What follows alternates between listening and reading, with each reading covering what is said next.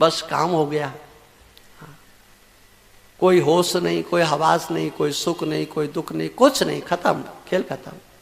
लेकिन वहां जो शरीर प्राप्त होता है वो बड़ा विलक्षण होता है। 100 बार अग्नि में डाला जाए, अग्नि के से जलने की पीड़ा तो होती है लेकिन शरीर नहीं जलता है। 1000 बार त्रिशूल से गोदा जाए, तलवार से काटा जाए, काटने की वेदना तो होती है लेकिन शरीर नहीं कटता है। वो यातना शरीर होता है। वो यातना शरीर लेकर के तो भगवान नहीं चले वहां से। और पुर्यष्टिका ने वो 5 भौतिक शरीर तो पहले ही त्याग दिया।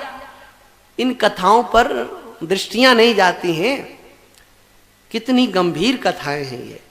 हाँ, यातना शरीर तो वहीं छूट गया और 5 भौतिक शरीर पहले ही नष्ट हो चुका।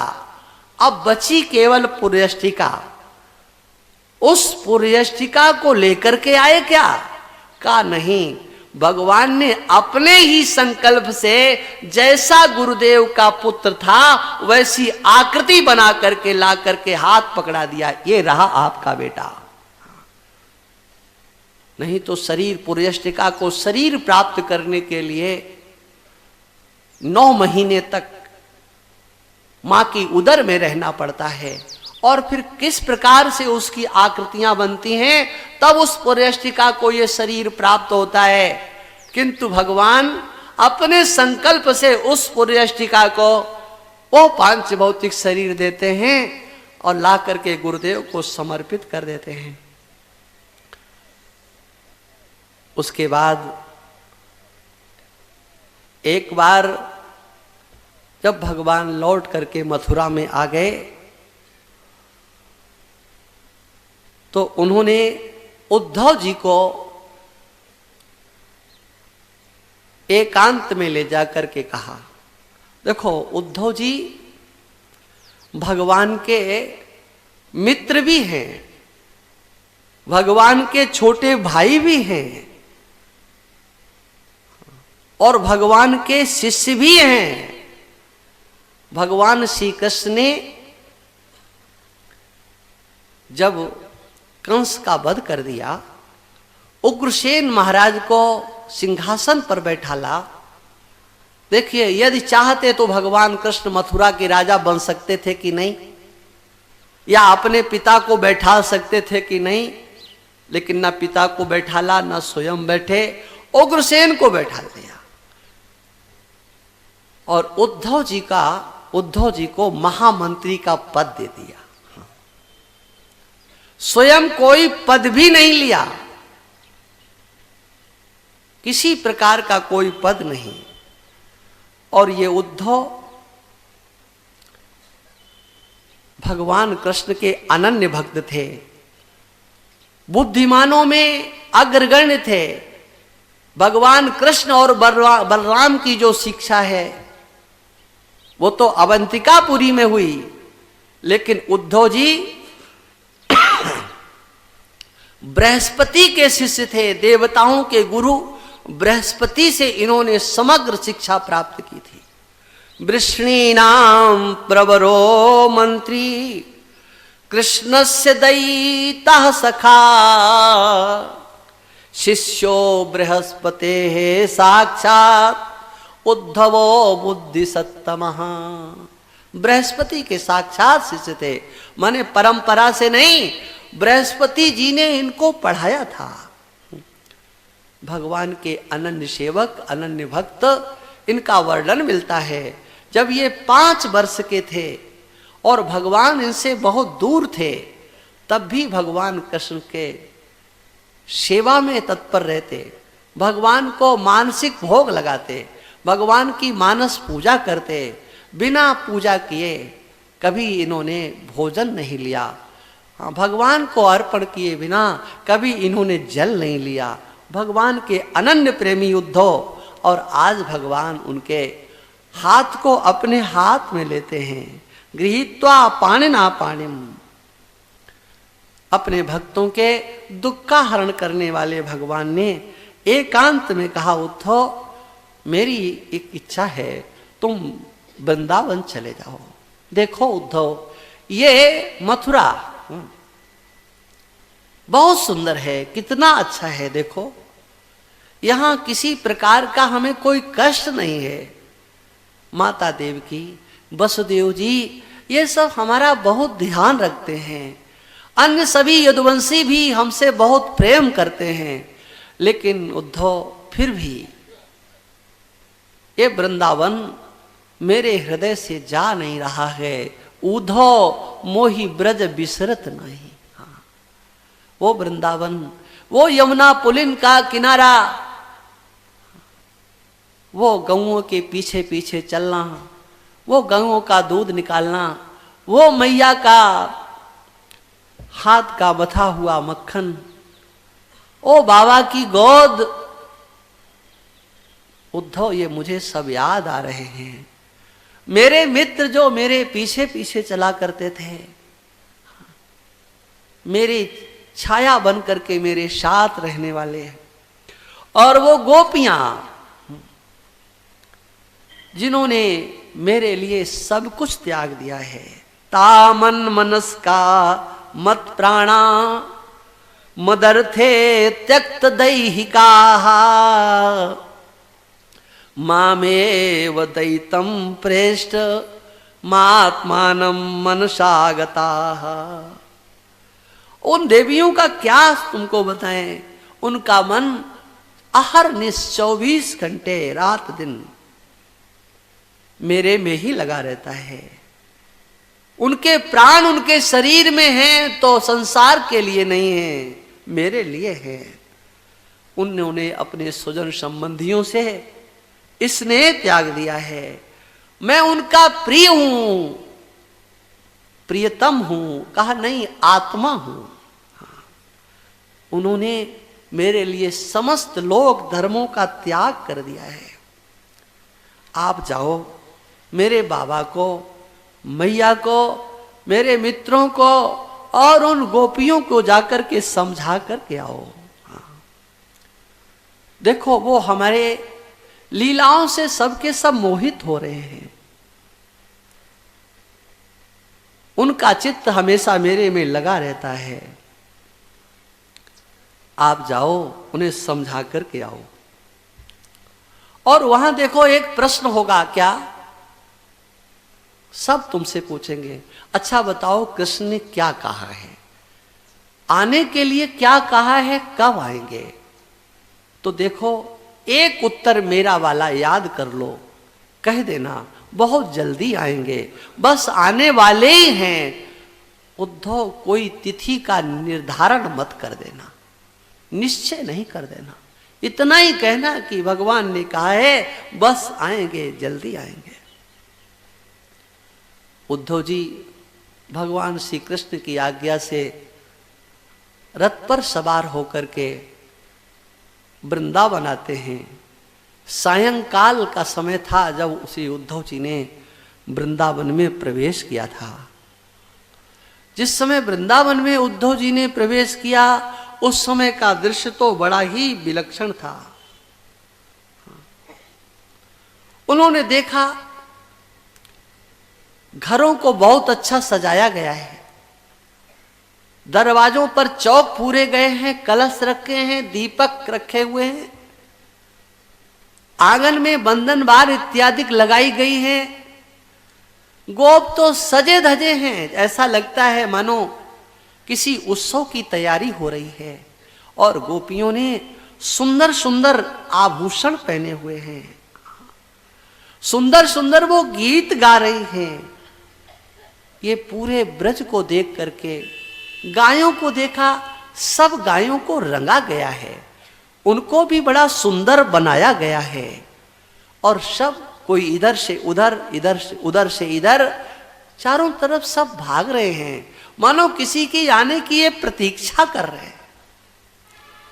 उद्धव को लगा भगवान कहते थे ये वृंदावन, इसमें तो सब दुखी हैं, लेकिन यहां तो कहीं कुछ नजर नहीं आ रहा है। अरे इन्होंने तो अपने घर के सारे कार्य व्यवस्थित किए हैं।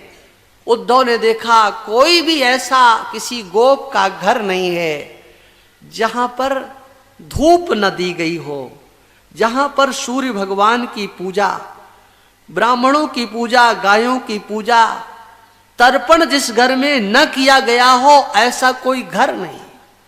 धूप दीपैश्च माल्यैश्च गोपावासैर मनोरमम।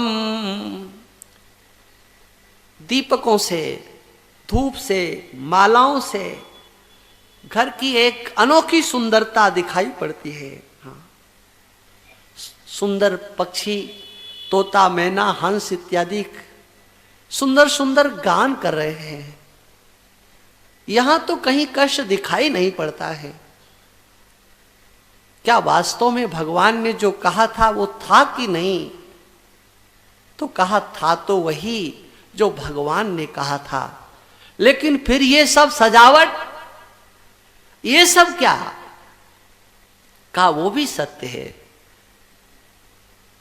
चलते समय भगवान ने बाबा से कह दिया था, बाबा यदुवंशियों को व्यवस्थित करके हम आप सबसे मिलने के लिए आएंगे। लेकिन भगवान ने कोई तिथि, कोई महीना निश्चित नहीं किया था। इस महीने को आएंगे, इस तिथि को आएंगे, इस दिन को आएंगे, कभी भी आ सकते हैं। बाबा इत्यादि सभी गोप, सभी गोपियां इसी आशा में रहती, कहीं आज आ गए तो तब सवेरे से प्रतीक्षा करने लग जाते, अपने को सजाते धजाते, गायों को अच्छा बना करके रखते। अंदर तो वेदना है, वियोग की वेदना। कृष्ण चले गए हैं, लेकिन आने की प्रतीक्षा, और वो भी इसलिए, अरे अगर श्री बलराम जी और कृष्ण दोनों एकाएक आ गए और हमारे घर उन्होंने साफ नहीं देखे, हमको सजा धजा नहीं देखा, गायों को सजा धजा नहीं देखा, तो वो कल्पना कर लेंगे, लगता है इन्हें कोई दुख है। वो आ जाएं और उनको लगे यहां पर किसी प्रकार का कोई दुख नहीं है। हाँ, उन्हें पता ही नहीं लगना चाहिए हम दुखी हैं। सच्चे प्रेमियों की यही गंभीरता होती है कि वो अपने अंतः कष्ट को सोचते यही हैं कि ईश्वर भी न जान पाए, हम इनके प्रेमी हैं। हाँ, ईश्वर भी न जान पाए।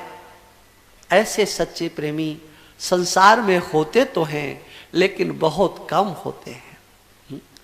भरत जी महाराज इस बात को कहते हैं, हाँ, हम राम जी से प्रेम करें, लेकिन राम जी हमको अपना प्रेमी न समझें। जानहु राम कुटिल कर मोही, लोग कहौ गुरु साहिब द्रोही। हाँ, राम जी भी मेरे को अपना प्रेमी नहीं समझे। मैं श्री राम जी से प्रेम करता हूं, ये इस बात का पता उन्हें भी नहीं लगना चाहिए। सच्चे प्रेमी हाँ, अपने प्रेम को अंदर पचा जाते हैं। हाँ, प्रेम को आज लोगों को पचाना नहीं आता, पचाना चाहिए। हाँ, कैसे बताएं? कैसे? जैसे सेठ लोग पैसा पचाते हैं।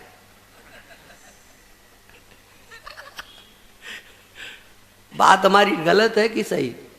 सही है ना? हाँ, देखो हम बात तो ठिकाने ही करते हैं, लेकिन आप लोग भले ही मानो या मत मानो भाई।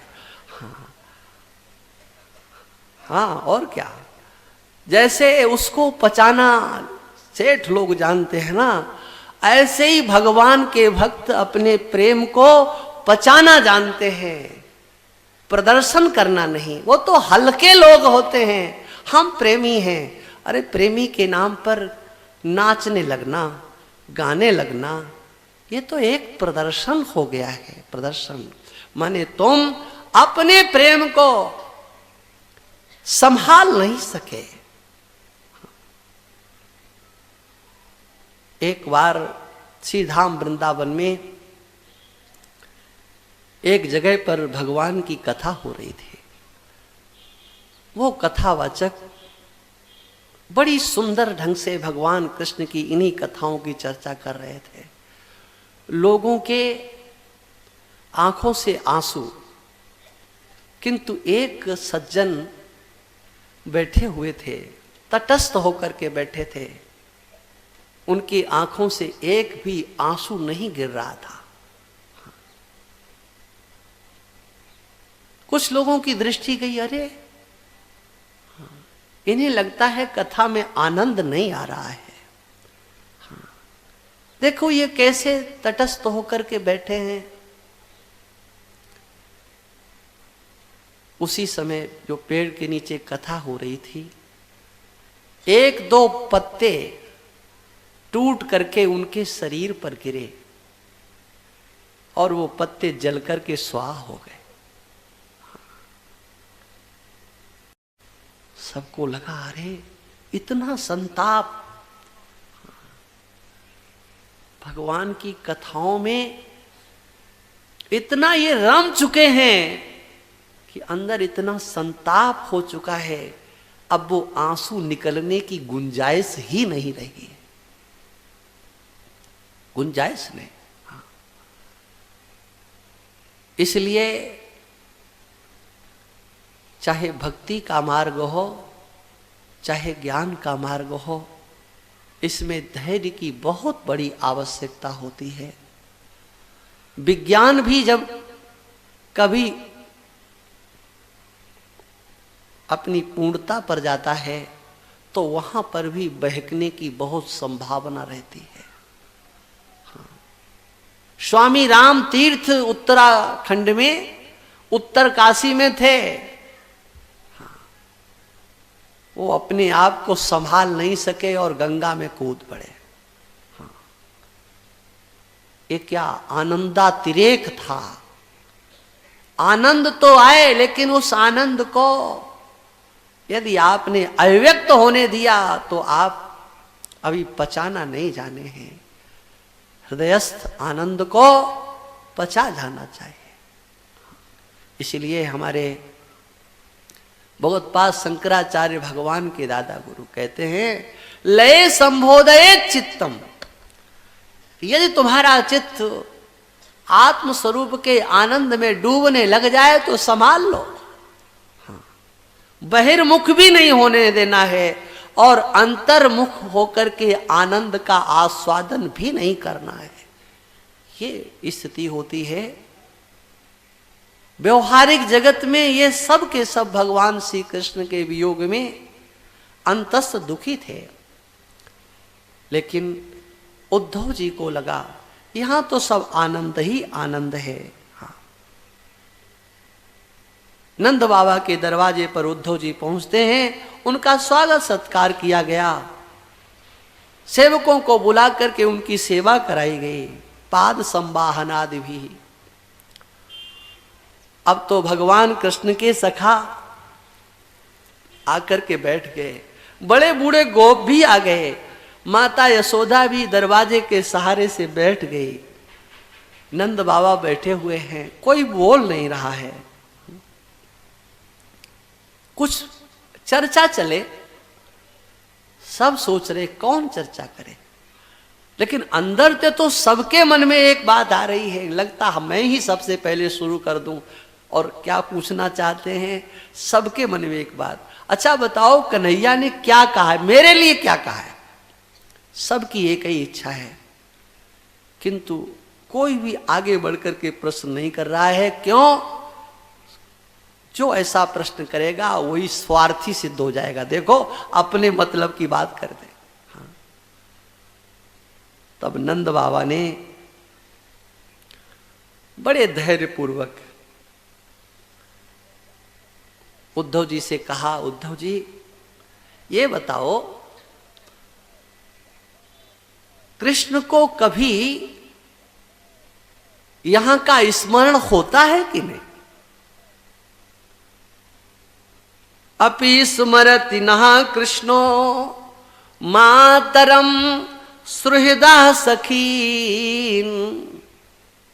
ये कृष्ण की मां है यशोदा, इसका कभी उसने स्मरण किया। और देखो देखो ये जो है ना, इनके साथ तो वो खेला करता था, ये बचपन के उसके सखा हैं, और ये बड़े बूढ़े जिनके साथ रह करके उसने गायों को चराया है। क्या कभी इस वृंदावन की, गोवर्धन की गायों की चर्चा कृष्ण के द्वारा होती है? अच्छा बताओ, आने के लिए उन्होंने क्या कहा है, कब आएंगे? उद्धव यहां पर कृष्ण ने इतनी सुंदर सुंदर लीलाएं की हैं जिनका स्मरण करने मात्र से हृदय भर आता है। स्मरताम कृष्ण वीर्याणि लीलापांग निरीक्षितम हसितम भासितम चांग सर्वाना शिथिलाः क्रिया। उनकी वाणी, उनका बोलना, उनका हंसना, कोई भी क्रिया चित्त में आती है तो बस अंग स्तब्ध हो जाते हैं। ये यमुना, ये गोवर्धन, ये सब का सब उन्हीं का है, ये ब्रज उनका है। और उद्धव जी, मैं जानता हूं, हाँ, श्री राम, बलराम और कृष्ण देवताओं के स्वामी हैं। उन्होंने बड़े बड़े कार्य यहां पर किए हैं। एक एक लीला का वर्णन नंद बाबा करते जा रहे हैं। सब श्रोता बने हुए हैं, सबके आंखों से आंसू बह रहे हैं। लेकिन विलक्षण दशा देखी दशा उद्धव ने माता यशोदा की। माता यशोदा के नेत्रों में केवल आंसू नहीं थे, माता यशोदा के स्तनों से दूध की धार बह करके चल पड़ी। स्नेहश्रुत पयोधरा, स्पष्ट सुखदेव जी कहते हैं, इतना स्नेह का उद्रेक हुआ कि माता के हृदय में इतना वात्सल्य उमड़ा, उनके स्तनों से दुग्ध की धार बह चली। उद्धव जी ने उन दोनों का जब भाव देखा तो कहा, अरे आप तो बड़े भाग्यशाली हो, युवाम श्लाघ्यतमं तमौ नूनम, आप बड़े भाग्यशाली हैं। नंदराय जी ने कहा, नहीं नहीं, हम भाग्यशाली कहलाने योग्य नहीं हैं, हम तो अभागे हैं जिन कृष्ण का दर्शन 11 वर्ष तक हुआ है। आज हमारे आंख, हमारे नेत्र उनको देखने को तरस रहे हैं। उद्धव जी ने कुछ कहना शुरू किया, देखो वो ईश्वर हैं, वो जगत के पिता हैं, जगत नियंता हैं, उनका अपना कौन है?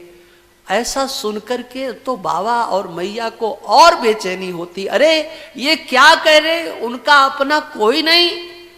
हाँ, लाला तो कहता था मेरे बाबा मेरी मैया, और ये कहते उनका कोई नहीं। देखा उद्धव ने, मैं जो कुछ कहता हूं उसका ये उल्टा ही अर्थ लेते हैं।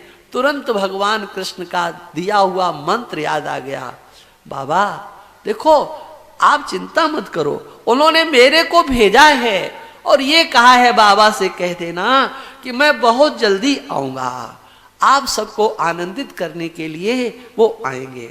सुन करके बहुत प्रसन्नता हुई, अच्छा उन्होंने भेजा है और ये कहा है आएंगे।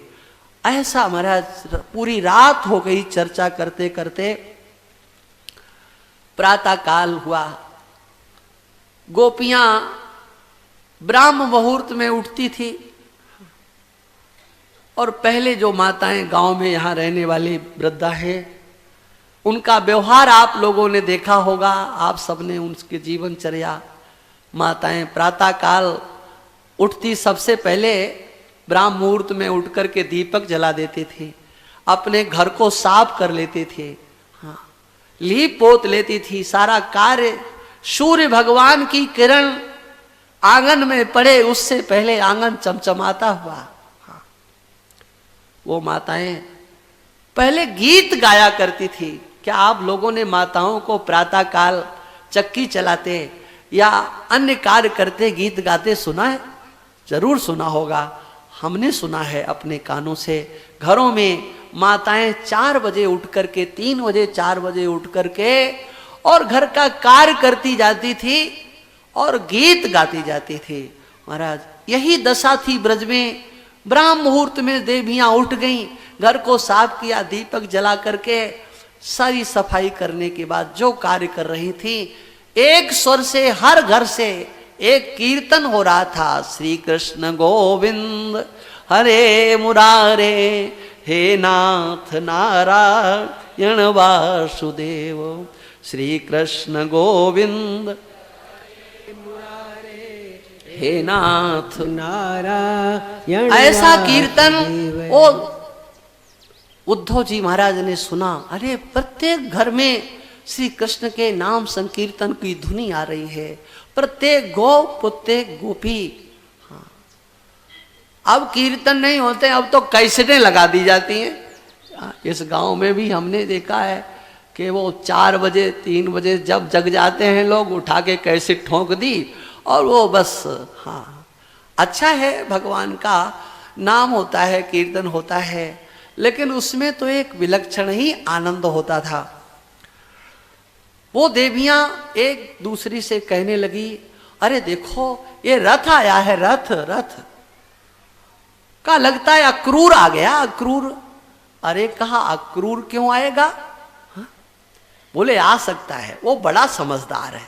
हाँ, अभी ये गोपियां कहती है कि वो बहुत समझदार है, अपने स्वामी का 1 नंबर का सेवक है वो। कौन? अक्रूर। बोले देखो कितना समझदार, यहां आया और यहां से हमारे कृष्ण और बलराम को ले गया और अपने स्वामी को मरवा डाला। हाँ, ये समझदारी नहीं तो और क्या है? हाँ, अब ये क्यों आएगा यहां पर? अरे कहा आ सकता है। हाँ, आ सकता है। ये इसलिए आया होगा कि अभी तो वो मरा ही है ना, अभी उसके पिंडदान वगैरह तो बाकी है। ये पिंडदान करने के लिए यहां आया होगा। वो सोचता है गोपियां तो मर ही गई होंगी, इनके कलेजे से ही हम चलो कंस का पिंडदान कर दें। अब ये जब सुना तो उद्धव जी को लगा इनके पास मुझे जाना चाहिए। हाँ, देवियां एकत्रित हो चुकी थी। भगवान कृष्ण के सखा उद्धव जी उनकी ओर चले। देवियों ने कहा देखो ये उद्धव नहीं है, ये कोई हमारे श्याम सुंदर का परम कृपा पात्र है। कहा कैसे? बोले देखो तो सही, श्री श्याम सुंदर का पीतांबर इसके ऊपर है, श्री श्याम सुंदर के आभूषण इसके गले में हैं, श्री श्याम सुंदर के वस्त्र इसने पहने हुए हैं। ये भगवान श्री कृष्ण की जो वस्त्र हैं, ये तो किसी कृपा पात्र को भी प्राप्त हो सकते हैं। इसका हम लोगों को सम्मान करना चाहिए। उन देवियों ने जब उद्धव जी पास में आए, उन्हें बैठने के लिए बड़ा सुंदर आसन दिया और उद्धव जी कुछ बोल भी नहीं पाए थे कि देवियों ने कहा मैं जानता हूं, मैं जानती हूं आप कौन हैं। जानी मस्त्वाम यदे पार्षदम समुपागतम। आप पार्षद हो किसके? यदुपति जी महाराज के। अंदर से इन माताओं को महाराज एक बात बताएं, बड़ी विशेषताएं इनकी हैं। एक विशेषता ये भी है क्या? हाँ, ये ताना मार करके बोलना। हाँ, माताओं ये बिना पढ़े विद्या है इनके पास। इसके लिए कोई स्कूल कॉलेज की जरूरत नहीं होती। माताओं संख्या आपकी ज्यादा है, आप चिंता मत करो, हम आपकी प्रशंसा ही करेंगे। हाँ, ताने मार करके बोलना, सीधे नहीं बोलना। हाँ, बाक बाणों को चलाना माताओं को जितना बढ़िया आता है, पुरुष ट्रेनिंग लेकर के भी फेल हो जाते हैं। हाँ, देवियों ने कहा हम जानते हैं आपको कौन है, कौन है? अरे सीधे ये भी तो कह सकते थे आप कन्हैया के मित्र हो, सखा हो, भाई हो। नहीं नहीं, आप यदुपति जी महाराज के पार्षद मने, अब वो बहुत बड़े हो गए हैं।